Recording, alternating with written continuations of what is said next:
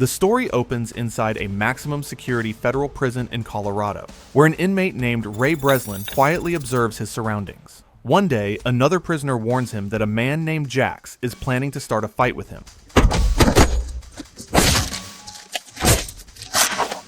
The fight attracts the guard's attention, and as punishment, Ray is placed in the secure housing unit, a restricted area meant for the most dangerous inmates. Inside his small, windowless cell, he's left with nothing but a toilet, a camera watching his every move, and a single possession, a Bible. But Ray isn't an ordinary prisoner.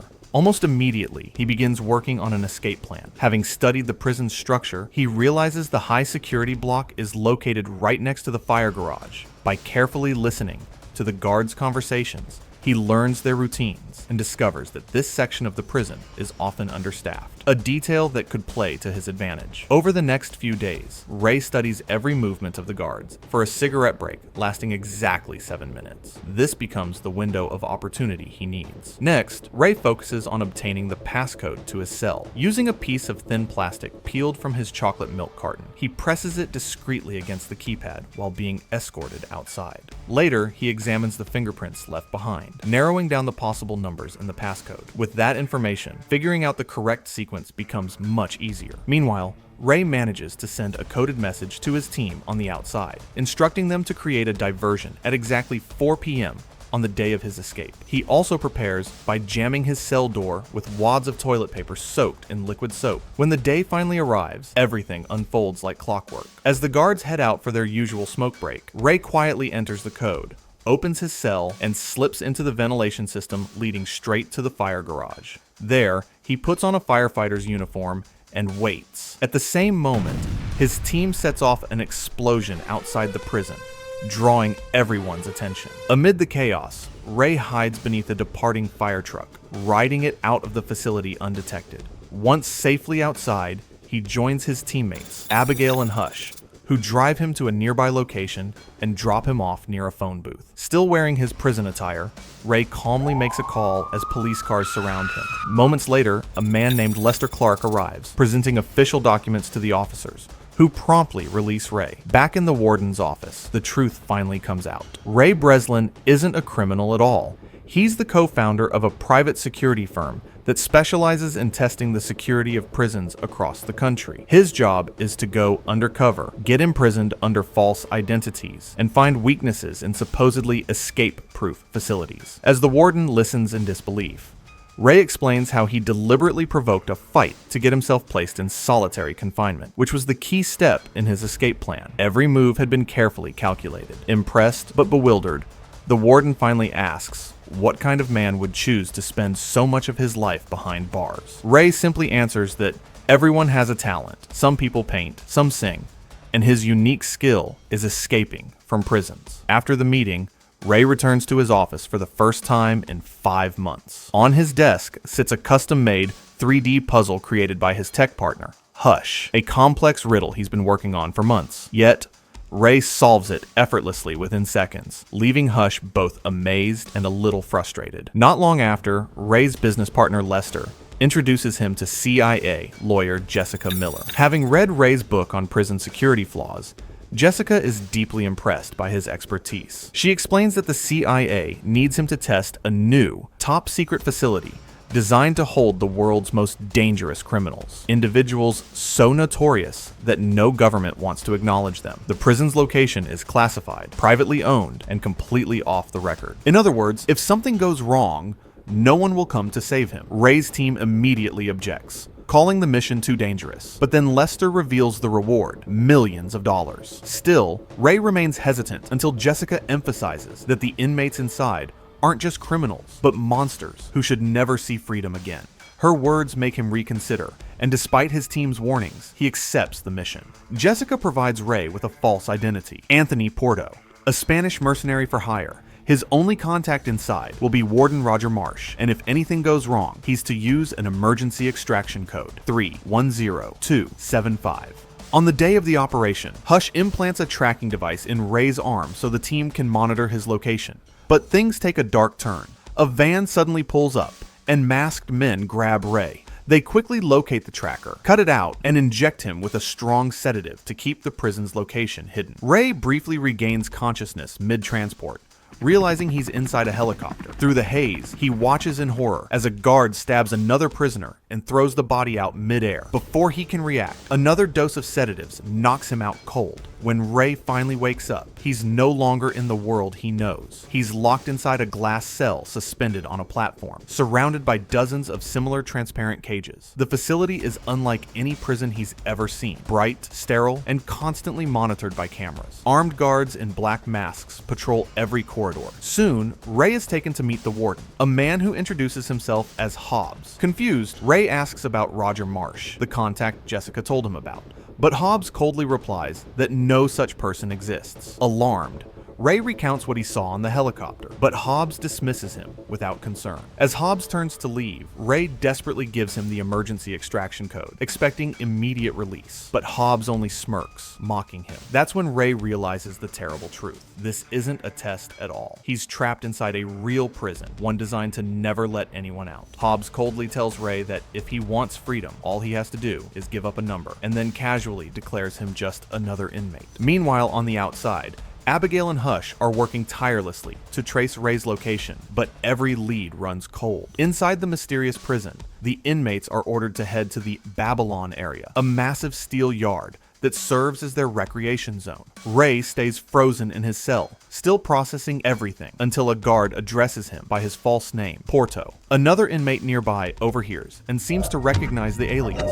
On the way to the yard, Ray witnesses guards mercilessly beating prisoners. Realizing that these officers hold complete control and enjoy breaking inmates both mentally and physically. Moments later, a group of large, intimidating men approach Ray, clearly ready to test the newcomer. But Ray calmly defends himself, breaking one man's fingers in an instant. Before things escalate, the inmate who recognized his name steps in with his own crew. His name is Emil Rotmir, confident, outspoken, and oddly friendly. Emil tries to start a conversation, mentioning that Ray's alias reminds him of the Fourth Musketeer. He talks about a man named Mannheim, a genius who once stole from the rich to help the poor. Ray listens quietly, but remains distant, uninterested in small talk or making allies. Elsewhere, Warden Hobbs reprimands one of his guards for killing a prisoner during transport. To the officer's shock, Hobbs informs him that the cost of that prisoner will be deducted from his salary. It's a chilling reminder that this place isn't just a prison, it's a business, and every inmate is a valuable asset. Back in the yard, Ray begins to observe everything, the guards' movements.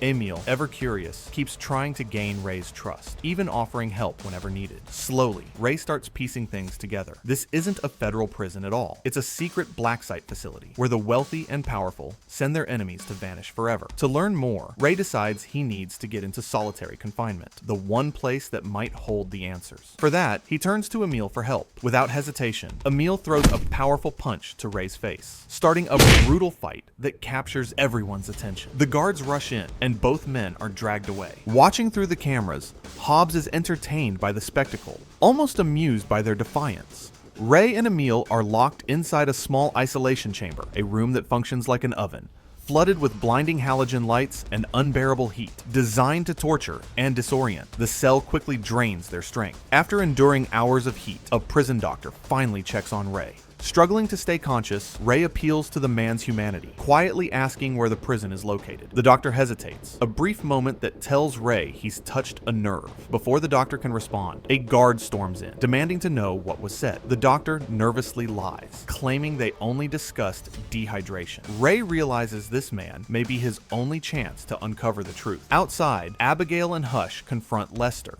demanding answers about Ray's disappearance. Lester insists everything is under control and tells them to trust the process, but Hush loses patience and threatens him, forcing Lester to reconsider. Under pressure, he finally agrees to contact Jessica Miller. Back inside the prison, Ray and Emil are released from solitary. While recovering, Ray shares his latest discovery. The floors of the isolation chamber are riveted with steel instead of aluminum. It's a small detail, but to Ray, it could be the first real clue to finding a way out.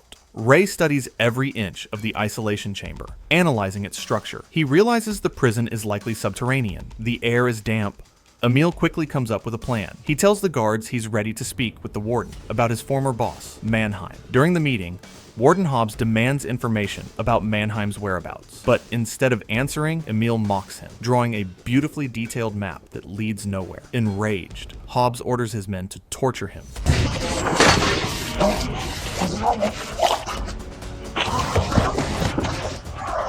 forcing a hose down his throat. Despite the brutal punishment, Emil keeps his composure and manages to steal a drain cover from the floor during the chaos, slipping it out unnoticed. Later, he secretly passes it to Ray and demands to know what this plan is really about. He explains that if they can apply concentrated heat to the rivets, using toothpaste, he polishes the drain cover into a reflective mirror capable of directing the light and heat from the cell's lamps. While explaining the method, Ray also reveals a disturbing realization. The warden has designed this facility using Ray's own published research. Everything about the prison, from its surveillance systems to its layout, is based on his work. It's as if he's trapped inside a twisted version of his own creation. Based on airflow, humidity, and sound, Ray concludes that the prison is underground, possibly inside a massive cave or fissure. The next day, Ray hides a small piece of bread in his hand as Emil provokes another inmate, a devout Muslim named Javed, by shouting vile insults about his mother. Within seconds, chaos erupts. Prisoners attack each other, guards rush in, and everyone is thrown into isolation. Inside the chamber, Ray immediately goes to work. Using the polished metal, he focuses the heat from the halogen lights onto the rivets until they expand and pop loose. Once done, he signals Emil by pounding on the wall. Emil responds by screaming hysterically, diverting all attention to himself. Ray then blocks his cell's camera with a piece of bread, slips through the loosened panel, and crawls into the vent system. But as he moves through the cramped shaft, he accidentally breaks a valve, triggering a flood of water through the isolation chambers. While guards scramble to control the situation, Hobbs interrogates Emil, who pretends to be incoherent, even switching languages to confuse him further. Meanwhile, Ray finally reaches an exterior hatch and pushes it open. What he sees leaves him frozen. The prison isn't underground at all. It's inside a massive cargo ship, floating in the middle of the ocean. The realization hits him hard. Escape isn't just difficult, it's almost impossible. Quickly, he retreats back into the vent system before anyone notices. The flood from the broken valve helps cover his tracks, keeping the guards distracted as he slips quietly back into his cell. Outside, in the city, Abigail and Hush confront Lester again. They demand to know if he's contacted Jessica Miller, and Lester insists that he has, claiming everything is still on schedule. But Abigail doesn't buy it. She points out that Ray's payment for the job, over $2 million, has been frozen far longer than normal. Something about this mission, she realizes, isn't what it seems. Meanwhile, inside the prison, Warden Hobbs inspects the flood damage caused by Ray's earlier attempt. As he examines the area, he notices that several rivets have been tampered with, an alarming sign that someone is trying to escape. His suspicions are confirmed when Lester contacts him directly, revealing the truth about Ray's real identity. The man known as Portos is actually Ray Breslin, the world's most renowned escape expert. Instead of arranging his release, Lester orders Hobbs to keep him locked away permanently. It's then revealed that Lester has been running his own scheme all along. He's not just Ray's partner, but also the CEO of this secret, illegal prison, funded by powerful investors who use it to make their enemies disappear. Lester's main goal is to find a man named Mannheim, a brilliant hacker who created a program capable of collapsing the global financial system. Determined to get answers, Lester pressures Hobbs to accelerate the interrogation of Emil Rottmeyer, Mannheim's associate. Inside the prison, Hobbs begins to break Ray both mentally and physically. Days of sleep deprivation and brutal beatings leave him nearly shattered, but Emil refuses to let him give up. The prison doctor, witnessing Ray's suffering, quietly begins to doubt his own role in this system. Eventually, Ray opens up to Emil about his past. He reveals that he was once a prosecutor whose wife and son were murdered by a criminal he had put behind bars. Since that day, Ray devoted his life to making prisons escape-proof so that no one like that man could ever harm another family again. Outside, Abigail and Hush continue their investigation. Their search leads them to a shocking discovery: a privately owned, off-the-record facility known only as The Tomb, a fortress for the world's most dangerous secrets. It's exactly where Ray is being held, but its exact location remains untraceable. Back inside, Ray and Emil shift focus to the masked guards who patrol the prison. They all look identical, but Ray's sharp eye begins to detect small, unique movements and habits, clues that might just become the key to his next plan. To keep track of the guards, Ray and Emil start giving each one a nickname based on their habits and personalities. Some are overly cautious, others lazy and indifferent, and a few follow every rule to the letter. By studying these small details, Ray begins to understand how the guards operate, their shifts, routines, and blind spots. The next step of their plan involves gaining the cooperation of the prison doctor. To make this happen, Emil deliberately stabs Ray in the thigh, forcing the guards to call for medical help. While being stitched up, Ray tries to appeal to the doctor's conscience, reminding him of his duty to protect people from harm. But the doctor is too afraid to speak out, uncertain whether Ray is truly innocent or just another dangerous prisoner. During the checkup, Ray quietly steals a few supplies from the table, including a packet of clotting powder. Later, he puts his ingenuity to work again. Using a stolen pair of glasses, some cardboard, and a pen, Ray constructs a makeshift sextant, a simple navigation tool that can help them determine the ship's location. To use it, however, they must reach the top deck and observe the stars.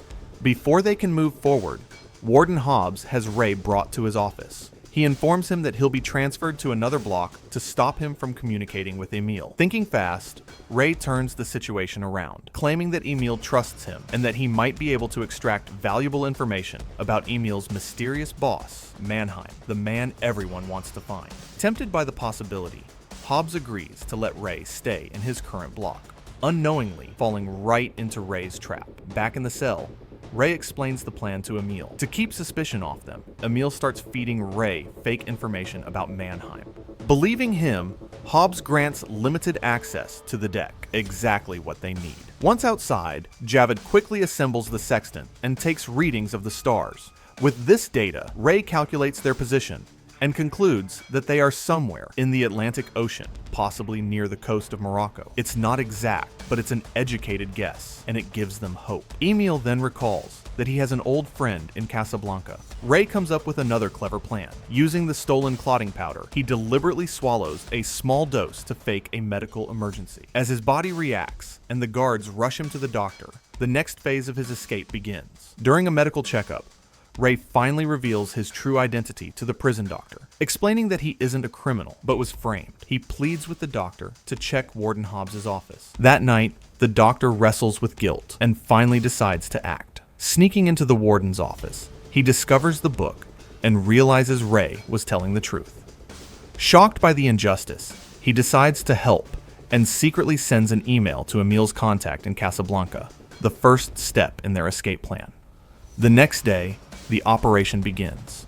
Ray tricks Warden Hobbs by giving him false information about Mannheim's location, buying them precious time. Meanwhile, Javid also plays his role, pretending to inform the warden about a possible riot to distract the guards. Hobbs falls for the plan and sends most of his men to another block, leaving the Babylon area almost unguarded. Seeing the opportunity, Javid starts a fight to trigger chaos. Amid the confusion, Ray, Emil, and Javid make their move toward the top deck. But Hobbs quickly realizes the deception and orders a lockdown, sealing their path. At the same time, Emil's rescue team arrives in helicopters, hovering over the ship and preparing to extract them. A fierce gunfight breaks out between the inmates and the guards. During the chaos, Javid is shot, but refuses to stop. He insists that Ray and Emil continue without him and stays behind to hold off the guards. Ray then rushes to the control room, fighting his way through a brutal encounter with a prison officer. After an intense struggle, he shuts down the ship's power, unlocking all doors.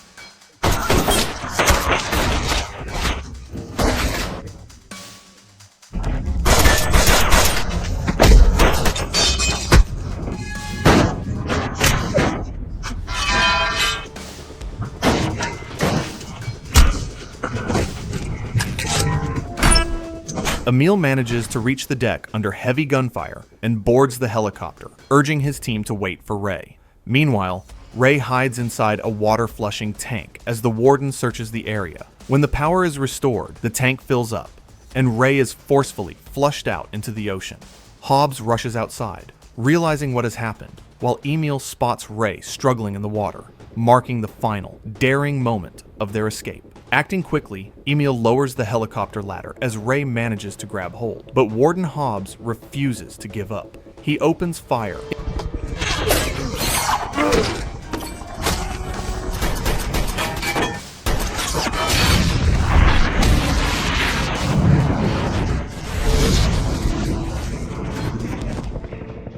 triggering a massive explosion that engulfs the warden and his men in flames. The helicopter then speeds away toward the Moroccan coast. When they finally land, a car arrives to pick them up. To Ray's surprise, the woman stepping out is Jessica, the same person who had hired him for the mission. The shock deepens when Emil introduces her as his daughter. It's then revealed that Emil is actually the real Mannheim, the man Ray believed was Emil's boss. He had faked his identity to stay hidden from his enemies, while Jessica secretly arranged Ray's imprisonment so he could help rescue her father. Even the alias Porto was part of their coded plan. Before they part ways, Jessica hints that Lester had been working behind their backs. Soon after, Ray reunites with Abigail, who tells him that Lester's reward for building an inescapable prison was a promise to become its CEO. But now that Ray has escaped, Lester panics and tries to run. Before he can flee, Hush and Abigail catch up to him. Hush knocks him out cold, and when Lester wakes up,